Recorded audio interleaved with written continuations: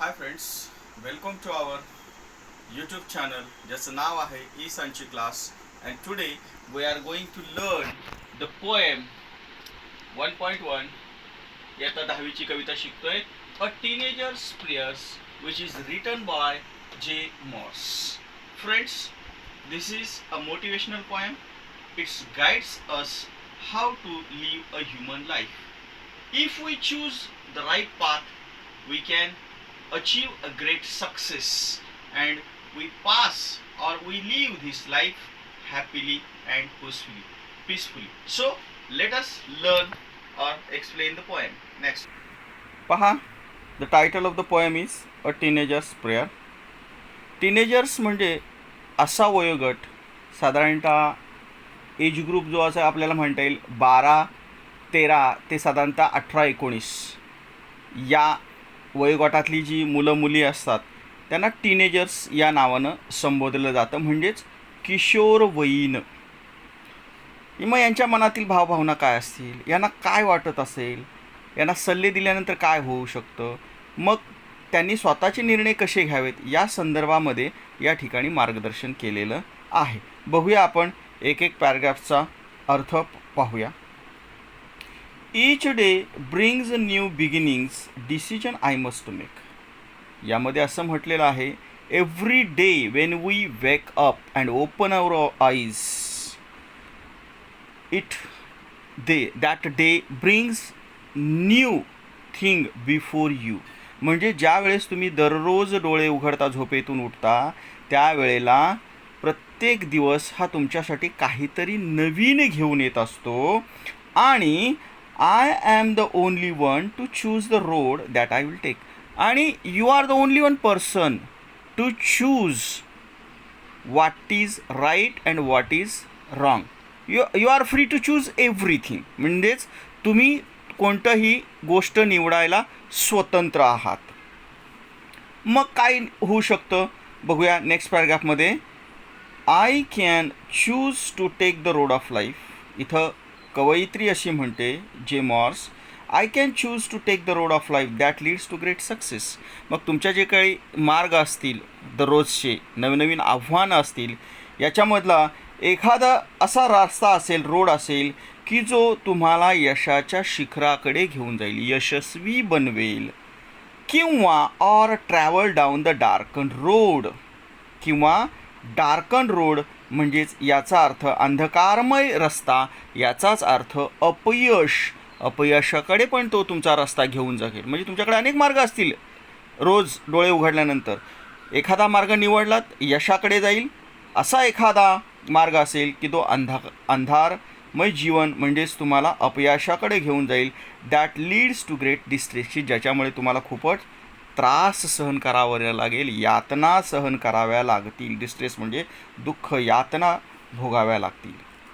मग देवाकडे काय प्रार्थना करते कवयित्री, please open up my eyes dear lord that I might clearly see. मग देवाकडे प्रार्थना कोणती करते कवयित्री, की देवा माझे डोळे उघड की ज्याने मी स्पष्टपणे काही गोष्टी पाहू शकेन.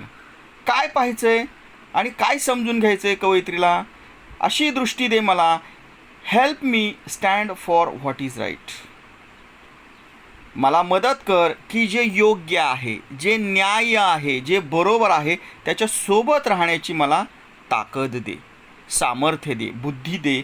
आणि ब्रिंग्ज आउट द बेस्ट इन मी. आणि माझ्यामधलं जे काही चांगलं असेल तेच योग्य दिशेनं जाऊ दे. समजलं असेल मित्र हे तुम्हाला. त्यानंतर पुढचा पॅराग्राफ बघूया. कवयित्री पुन्हा म्हणते, help lord to just say no. Very important paragraph हां, to all the teenagers who are now living a life in teenage. Very important. This is important message given by J. Morse to all the teenagers. Help Lord to just say no. देवा मला नाही म्हणण्यासाठी मदत कर. हा नाही शब्द अतिशय महत्त्वाचा आहे किशोरवयीन मुलामुलींमध्ये. बघा का, when temptation comes my way. जेव्हा तुम्ही किशोरवयीन जीवन जगत असता तेव्हा तुमच्या जीवनामध्ये अनेक मोहाचे क्षण येतात. क्षणित सुखाचे क्षण येतात, शॉर्टकट येतात की जे तुम्हाला सुखावून जातात, परंतु नंतर त्याचे खूप मोठे दुष्परिणामही जीवनामध्ये येतात. म्हणून कवयित्री असं म्हणते की जेव्हा माझ्या किशोरवयीन जीवन जगत असताना काही नाजूक क्षण, मोहाचे क्षण माझ्या आयुष्यामध्ये येतील, त्यावेळेला मला नाही म्हणण्यासाठी मदत कर, ठामपणे नकार देण्यासाठी मदत कर. अनेक मोह होऊ शकतात किशोरवयीन मुलामुलींसाठी की ज्याचे दुष्परिणाम खूप वाईट आपण समाजामध्ये बघतो. That I might keep my body clean. माझं जी बॉडी आहे ही बॉडी स्वच्छ ठेवण्याची मला ताकद दे. And fit for life each day. जीवनामधील जे काही समस्या असतील त्या सोडवण्यासाठी दररोज माझी बॉडी क्लीन आणि तंदुरुस्त, स्वच्छ आणि तंदुरुस्त राहण्यासाठी मला शक्ती दे, मला सामर्थ्य दे, असं कवयित्री या ठिकाणी आवाहन करते देवाकडे. शेवटचा पॅराग्राफ बघा. When my teenage years are over. म्हणजेच when you pass through this teenage and entered in as a young person. एक तरुण म्हणून तुम्ही त्या जीवनामध्ये प्रवेश करता, किशोरवयीन संपून तुम्ही तारुण्यात पदार्पण करता. I know that I will see. मग कवयित्री असं म्हणते की जेव्हा मी किशोर वयामधून तारुण्यात पदार्पण करेल त्यावेळेला when I look back and when I think about my teenage, त्यावेळेला काय ती असं म्हणते that life is lived it's very best. I will satisfy that life is lived it's very best. तिला असं वाटेल की मी माझं किशोर वय हे काय झालेलं आहे, अतिशय चांगल्या प्रकारे जगलेलं आहे, व्यवस्थित त्यातून मी सुरक्षितरित्या बाहेर पडलेला आहे. आणि त्याच वेळेला ही जाणीव असेल ह्या किशोरवयीनमध्ये, ह्या नाजूक वयांमध्ये. काय म्हणते कवयित्री, the life is lived with its very best with you walking next to me. You म्हणजे तिथं गॉड, देव. आणि मी सदैव जाणीव ठेवेन, लक्षात ठेवेन की माझ्या या नाजूक वयामध्ये जो माझा सर्वोत्तम काळ होता आयुष्यामधला, त्यावेळेला तू म्हणजेच देव नेहमीच माझ्या सोबतीने होता, साथीने होता. अशा पद्धतीनं ही कविता आता आपण पाहिलेलो आहोत. नेक्स्ट आता आपण पाहणार आहोत राईम स्कीम. राईम स्कीम म्हणजेच जे शेवटचे शब्द असतात पॅरेग्राफमधले त्याच्याकडे लक्ष केंद्रित करा. आणि यासाठी आपल्याला ए, बी, सी आणि डी या 4 अल्फाबेटचा, इंग्रजी अल्फाबेटचा वापर करायचा आहे. मग शेवटचे शब्द कोणते आहेत इथं? प्रत्येक कडव्याच्या शेवटी इथं आहे बिगिनिंग्ज आहे, मेक आहे, चूज आहे आणि टेक आहे. जे शब्द यमक साधत आहेत त्यांना आपण सेम अल्फाबेट द्यायचे आहेत आणि ज्यांचे यमक साधणार नाही त्यांना असे ABCD असे त्यांना अल्फाबेट लावायचे आहेत. आता बिगिनिंग्स हा शेवटचा शब्द आहे, त्याला आपण ए लिहिलेला आहे. बिगिनिंग्ज आणि मेक याचं यमक साधत नाही आहे, जोडी जमत नाही, याला आपण बी नाव देऊया. चूज, बिगिनिंग्ज आणि चूज याचंही यमक साधत नाही आहे, याला सी नाव देऊया. इथं बघूया बिगिनिंग्ज, मेक, चूज आणि टेक. मेक आणि टेक हे मात्र समान आहे. त्यामुळं या ठिकाणी आपण मेकला बी लिहिलेलं आहे, तिथं बी लिहूया. म्हणजे याचं राईम स्कीम झाली ABCB ही त्याची राईम स्कीम झाली. आणि ज्या कवितेमध्ये 4 ओळींची कडवी असतात तिथेच आपल्याला राईम स्कीम आपल्याला आढळून येते. ज्या कवितेमध्ये वेगवेगळे 4 ओळींचं, 5 ओळींचे, 6 ओळींची अशी वेगवेगळ्या प्रकारची कडवी असतात ती कविता आपण फ्री वर्समध्ये म्हणजे मुक्त छंदामध्ये लिहिलेली आहे असं म्हणतो. या ठिकाणी आपल्याला राईम स्कीम आढळून येत नाहीत. यानंतर आपण पाहणार आहोत याच्यामधल्या फिगर ऑफ स्पीच. अशाच प्रकारे आपण दुसऱ्या ह्याच कडव्याचं, तिसऱ्या कडव्याचे तुम्ही फिगर ऑफ स्पीच सरावाने काढू शकता, परंतु याच्यासाठी याचा वापर. याच्यानंतर आपण बघणार आहोत फिगर ऑफ स्पीच. आपण 1-2 उदाहरणं बघूया, बाकीची तुम्ही बघूया. पहिल्या कडव्यामध्ये हे पहा, ही जी ओळ आहे, decision I must make, grammatically याचा जो क्रम आहे तो उलटसुलट आहे. या ठिकाणी इन्व्हर्शन हा फिगर ऑफ स्पीच झालेला आहे, याचा क्रम उलटसुलट आहे. त्यामुळं या ठिकाणी आपल्याला इन्व्हर्शन हा फिगर ऑफ स्पीच सापडतो आहे.